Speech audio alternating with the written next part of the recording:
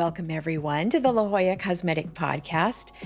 I'm your hostess, Monique Ramsey, and I have one of my favorite people in the studio today, and who's a big hit every time she comes on the show. So get ready to welcome our wonderful esthetician, Cameron Vesey. Welcome. Thank you so much, Monique. I'm so happy to be here. Thank you. Oh, so what we're going to do is we're going to get into some really fun things today, like DIY at home or don't even try. So we're going to ask your opinion on some really popular devices and therapies, I guess you could call them, or treatments at home and see what the expert says. And so how long have you been an esthetician, Cameron? Oh my goodness, I've been an esthetician since 2006. So that's almost 20 years.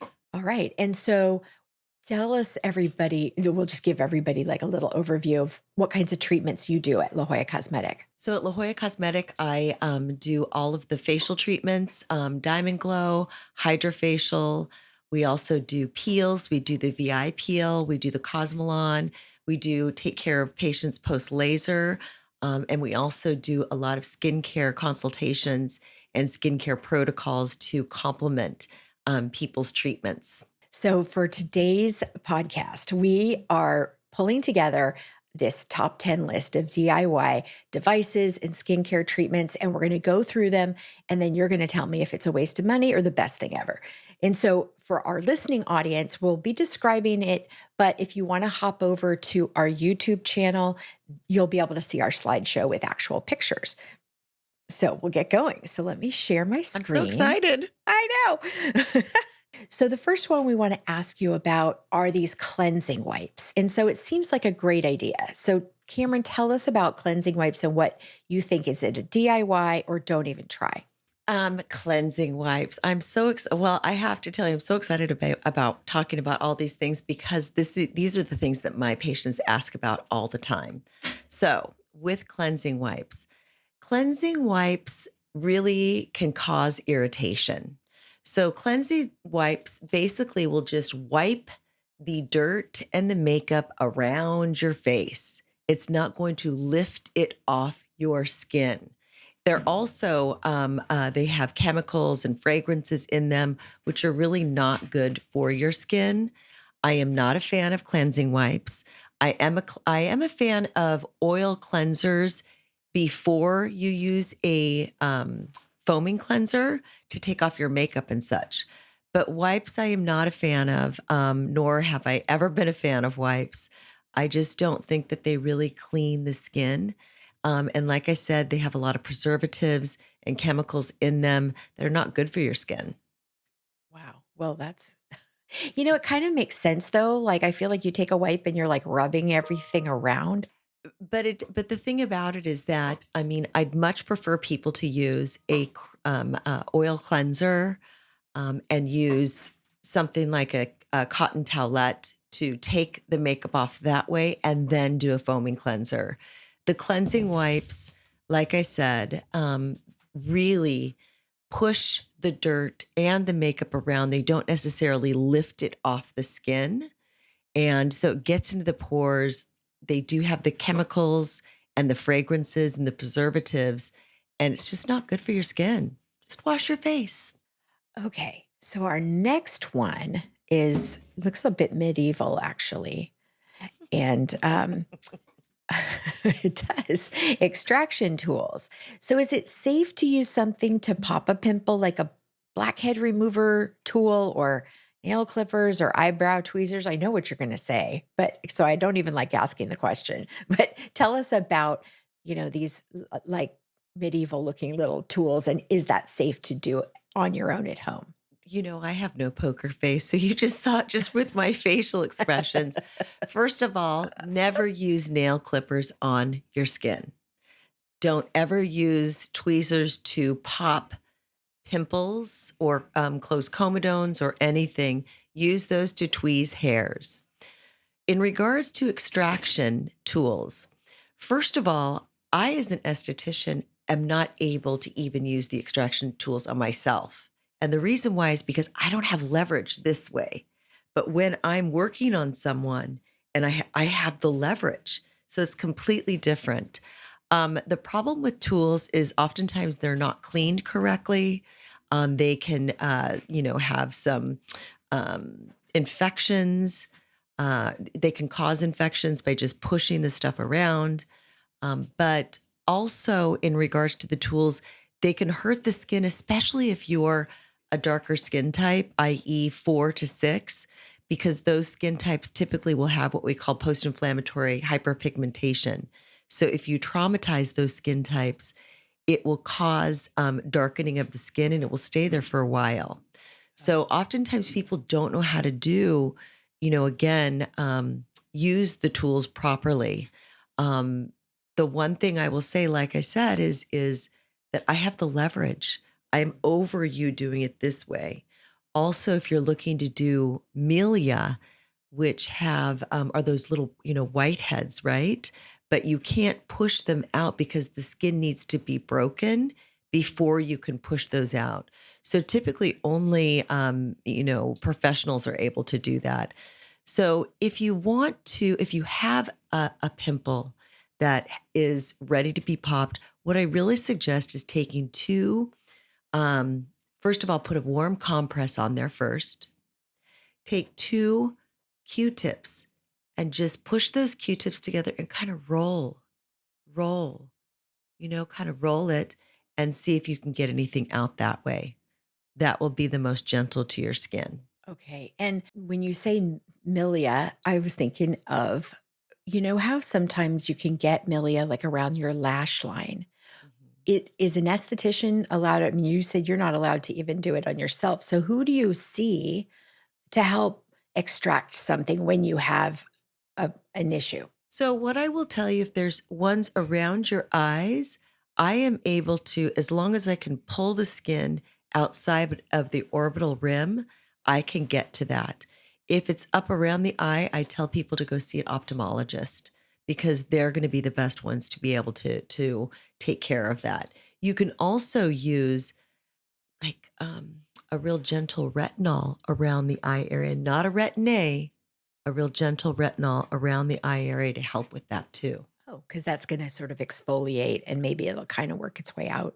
Mhm. Is that the thought? Well, it won't work its way out, but it will help to, once you get those extracted by an ophthalmologist or what have you, you will be able to alleviate that problem, period. Ah, I see. I see. Now we're going to go to our next slide.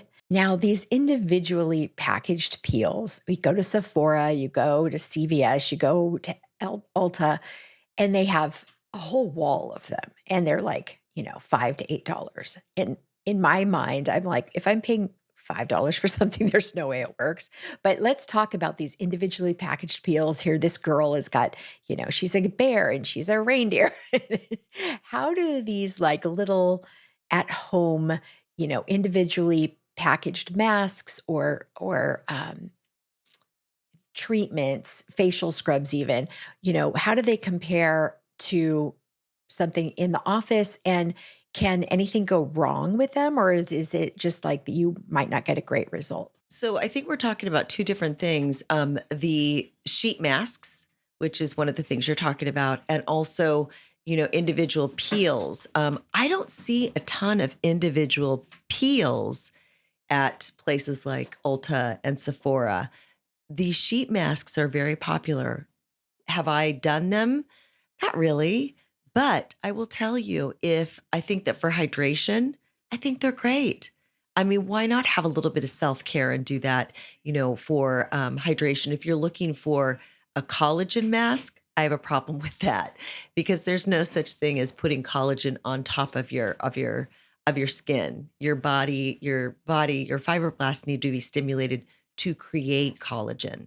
So I think that a lot of over the counter skincare products, like sheet masks or skincare products or what have you, that they use a lot of latitude with the language, and I think it can be a misrepresentation of what things can do. I do think the sheet masks are fun. I think that if you put, depending on what they are, I would just really use the hydrating ones. You can put them in the refrigerator. Let's say you have an event that you're going to be going to, you can put them in the refrigerator and then put them on your skin to kind of tighten everything up. So I think those are great. At home peels, I'm not, I think that I haven't seen a lot of at home peels that are strong enough to actually make a change in the skin. You might be using maybe a skincare line has a glycolic salicylic wipe or what have you that can help with exfoliation, but I would not do a peel at home. You really want to know what's inside the peel. You want to know what the ingredients are. You want to know, how long to leave it on, all of those things. And if you really are using a peel that has active ingredient, you would not be able to buy that over the counter or on the internet. And again, some of these peels are self neutralizing, some of them are not.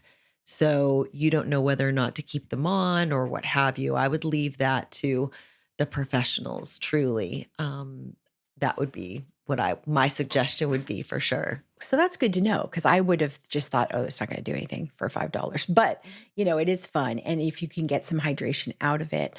And, we have the Skin Medica eye masks, eye bright masks, and I love those. I think those, and of course it's medical grade, but like you're talking about getting ready for a party and you put that on for 20 minutes and, it just feels really good. And it helps with bags around the eyes too. And, the holidays are coming up and, we've got a lot of parties that we're going to be going to.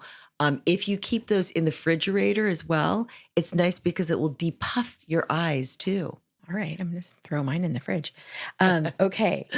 The next one is light therapy, and we see this a lot now. So, Cameron, tell us what the deal is with light therapy. And in this case, we're talking about light stim. So there are a lot of light therapy devices out there. What I do love about LightStem and why I love working at La Jolla Cosmetic is we really research what we bring into the office, into our practice. What LightStem is actually tested by NASA. It's the real deal. It's not something that you get from Sephora or what have you. It's the real deal. Now, with that said, I think what's hard about these handheld devices is that you need to have for the red LED light, you need at least like 16 to 20 minutes. Blue LED light, you need about 13 minutes. So with the handheld devices, their instructions are to just put it in one area for 3 minutes or what have you. You're not getting the benefit. So I do like going into professional practices where they put the entire light stem over your skin and you sit there for 16 to 20 minutes for the red LED, for the anti-aging, and for the help with the inflammation. Also, the blue LED, you need about 13 minutes, but all over. And I think sometimes at home devices, I'm not going to sit at home for 16 minutes in one area. And these kind of devices need to be used consistently, not just once in a while.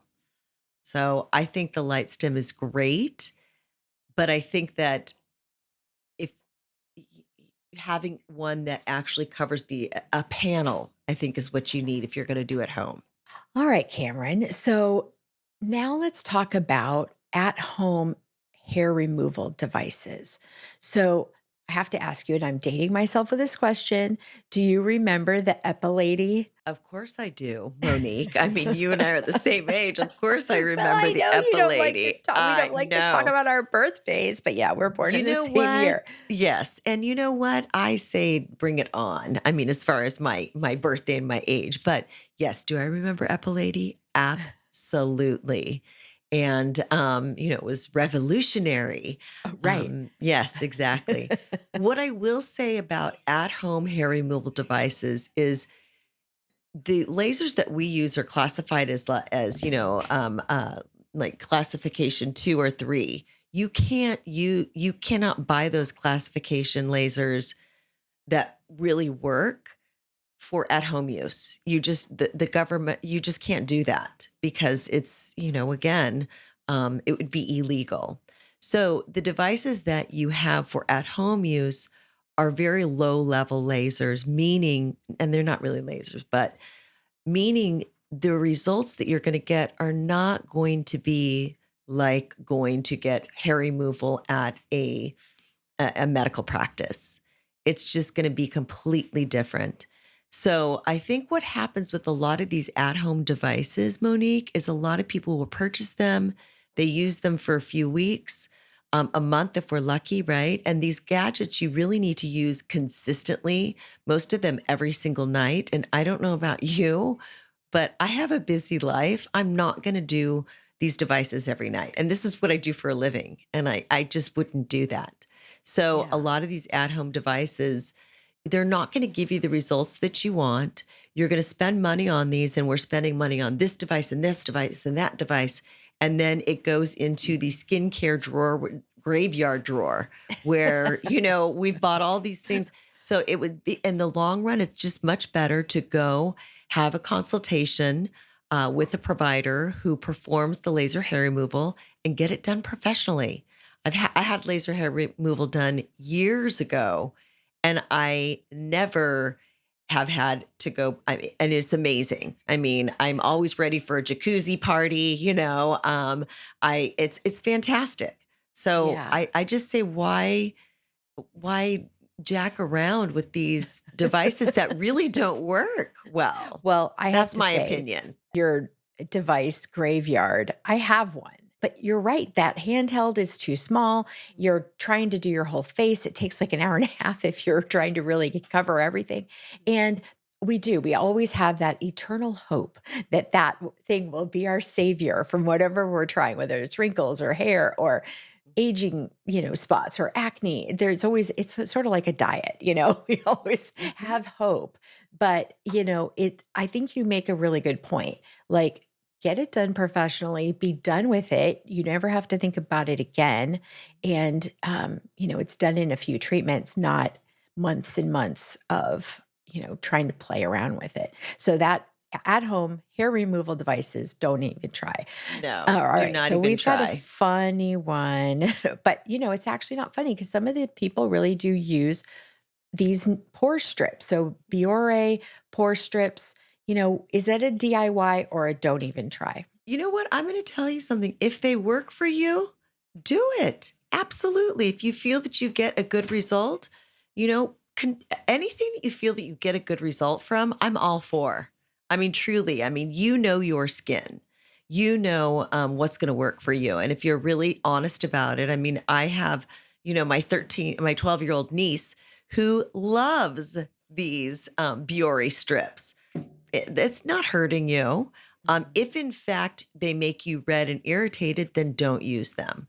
But the best way to keep your pores clean is to see a professional every 4 weeks to make sure that again, your pores are clean. Also, at home skincare, you can never go wrong.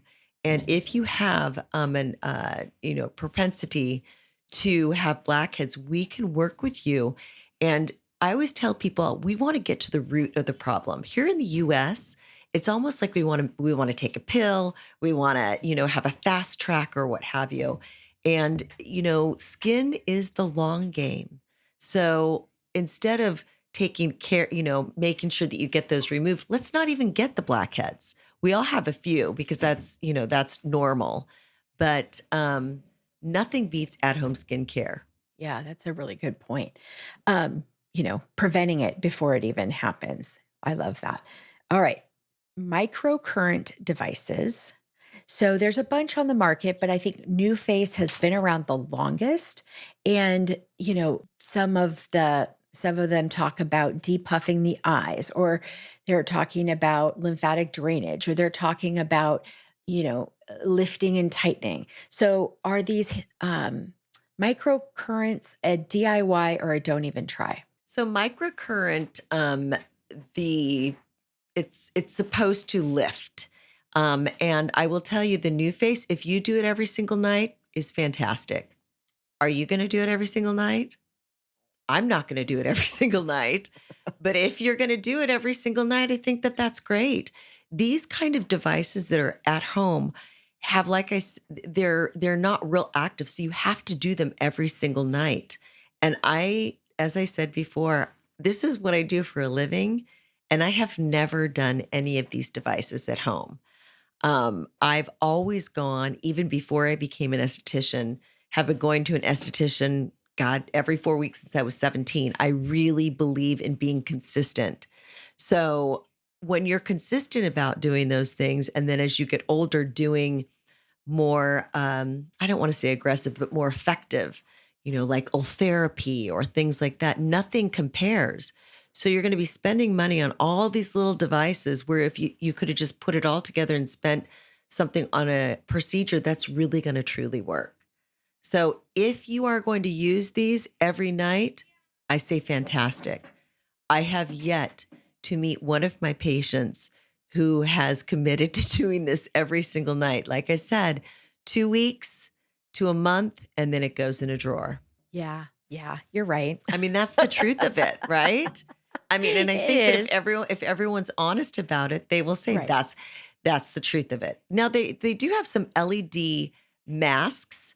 BioRe has one that's really great, but that you'll wear.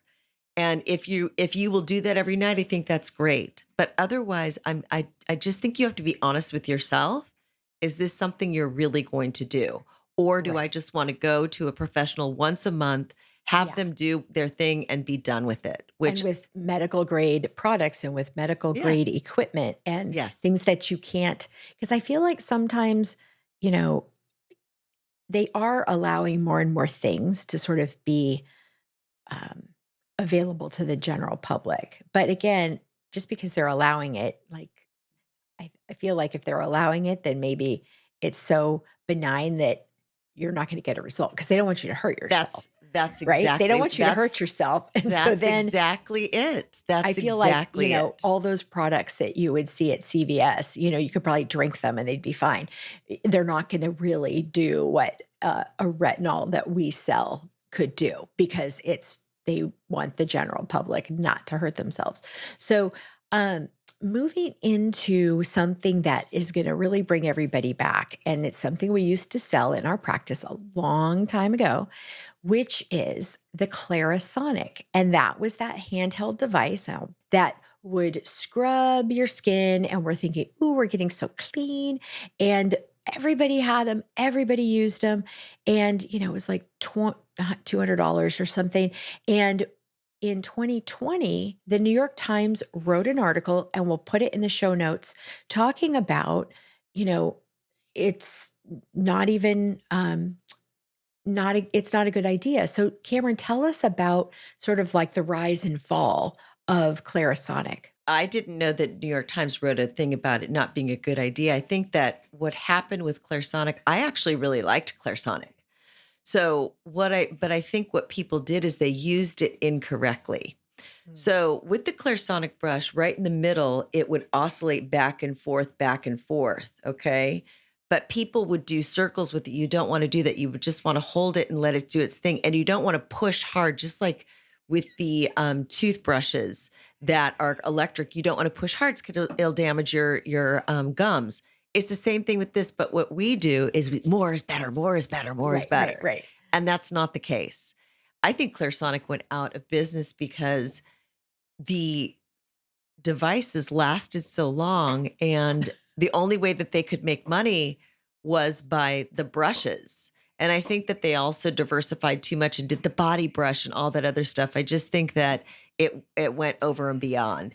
Uh-huh. But I think what happened with people is that, and why it might have been considered bad for the skin, I think that is that people would push down and overuse because we love to overuse things.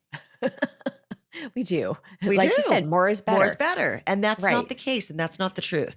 Okay. Dermarollers. Now, microneedling has become huge. We offer it at our practice. It could be an amazing tool to help for anti-aging and helping with textures. So Dermarollers, so people are needling their own skin at home. It looks kind of scary. Again, we're going to go into something that looks like I'm in old England and I'm in the torture chamber. This thing is coming at me. So tell us about, these derma rollers or microneedling at home. And is that a DIY or don't even try? So, first of all, I don't think that people are doing the micro needling at home. I hope to God they're not, because that's just not good. The thing with these particular devices is that first of all, people don't clean them properly. And so what they're doing is they're leaving it out. It's actually, getting uh, bacteria, which you're then putting into your skin. So any of these devices that I, they're not going to really, like I said, the FDA is not going to approve something like this if it can really go deep enough to make a difference. Does that make sense? Yeah. Yeah, it does. So the thing about it is that, like I said, another tool that if used improperly, for example, if someone has acne and they're trying to use these, that's not good at all. You're spreading it all over. What if Right. you have a fungus on your skin or what have you? You're going to be spreading that all over. Mhm. It's not good for people to use things like this with rosacea. Have you, they don't know if they have that. If you have broken capillaries, telangiectasia is not a good thing to do this. Let the professionals do this. Microneedling is fantastic, especially when paired with the PRP. Mhm. And you can only do that in professional practices. It's not something that I would do at home. Don't even try. Yeah, because I think your point about spreading around bacteria Mhm. is just terrifying.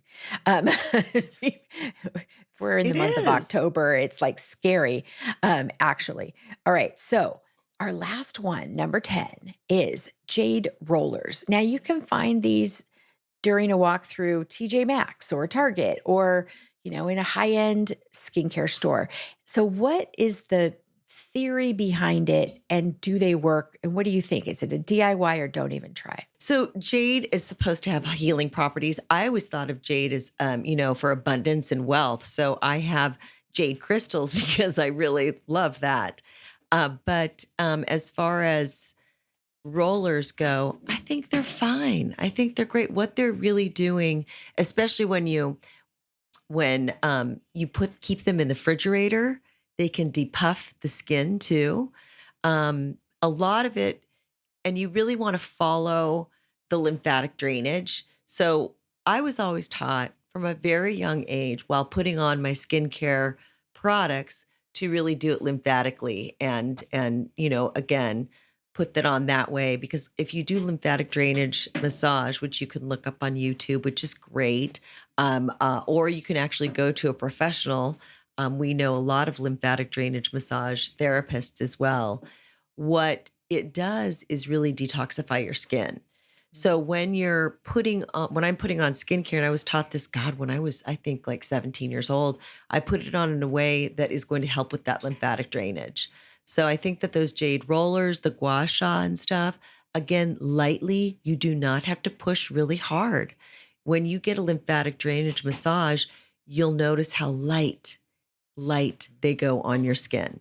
So the jade rollers and any other rollers I think are great. I would keep it in a little refrigerator and just kind of depuff my skin, but always going out with it, not going back and forth, always going out, coming to the neck, coming down to drain the the lymphatic. And how do you recommend people clean them? Because as we were talking about bacteria, I'm thinking, okay, well, just because it's jade, like, doesn't mean it is antibacterial You can actually use like antibacterial wash and wash them every time you use them. And I would store them in a safe, in a closed container in an area that, so no bacteria gets in there. But you can absolutely use antibacterial soap on those jade rollers. So that was kind of fun to Yeah. like go through some of the things that we have that are new, the blast from the past. Yeah. So really at the end of the day, Cameron, what's your advice to somebody who, might spend a lot of time online and is sort of influenced? And this is, I'm talking about myself actually, influenced to buy and try some of these at home treatments. They're obviously much cheaper than going into an office, but you know, overall, is the price tag worth it ever for in versus in office? Well, I think that everyone chooses what they spend their money on. I think it's really interesting how we start going to dentists when we're young. Why? Our teeth are fine. It's for preventative. So it's the same thing with our skin. And so, as I've said before many times, skin is the long game. What I find with a lot of people who will go online, first of all, these individuals are not professionals. You're going to listen to an influencer. They've been paid by a certain company to make certain claims or what have you. What I will tell you is that, for example, you can get great exercise by doing old school jumping jacks, right?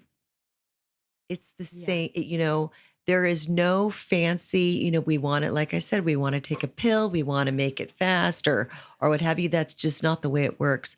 What I suggest is find a really incredible esthetician, find really great a great practice that you can go to where you know that they have your best interest at mind.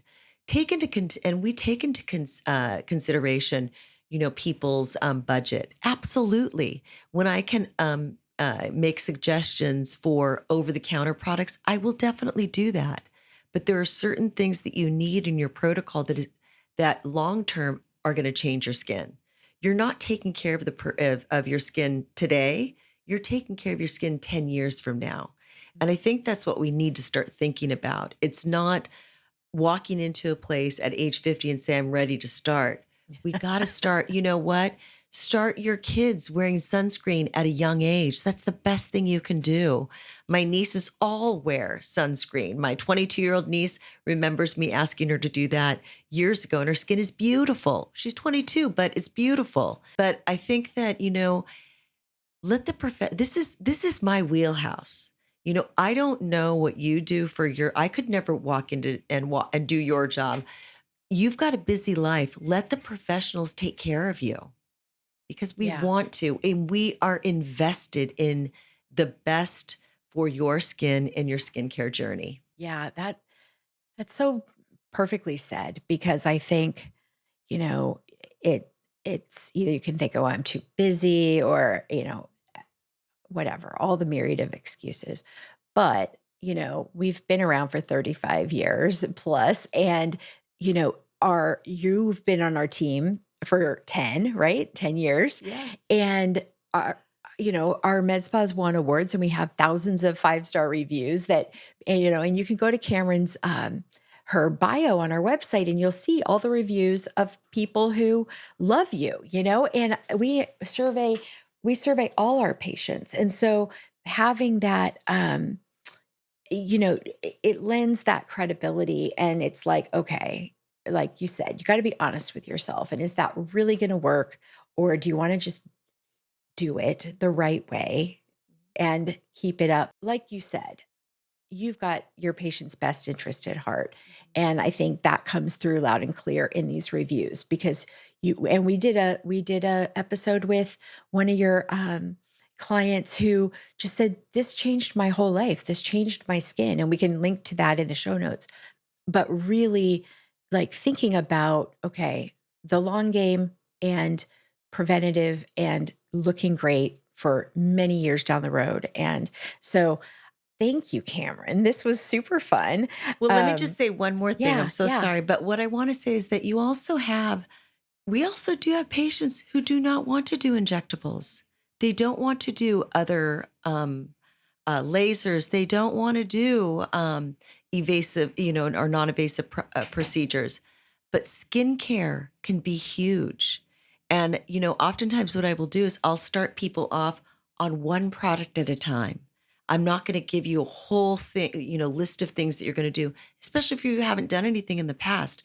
We want you to see, I gain your trust. I get to know your skin. You start trusting me. And I will tell you, it is the most satisfying when I have patients like Destiny who feel that it changed their life. I've had patients cry on my table. They're so happy. They get compliments. This is what we live for. Yeah, it's wonderful to be able to help people that way. Oh, and you do it so well. And so well that I can't ever get in to see you. But that's Monique, okay. I'd come in early for you. You know that. I do. So everybody, thank you for listening and watching. And if you have any questions, pop them in the chat. For like over on YouTube, we'll reply, we'll answer. check the show notes for all the links of things we talked about today.